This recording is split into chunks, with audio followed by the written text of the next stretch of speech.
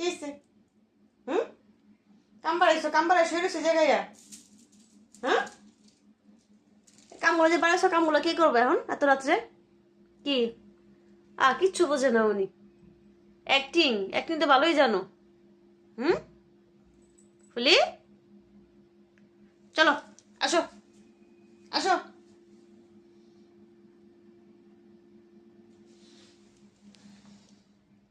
কি এখন ঘর ঝাড়ু দাও।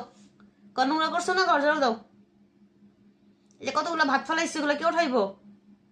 এই যে ফুলু বেগম, ফুলুনি, এই যে ফুলি, তাকাও তাকাও নাও। হুম, এখন বলো, এই ঘর কে ঝাড়ু দিবে?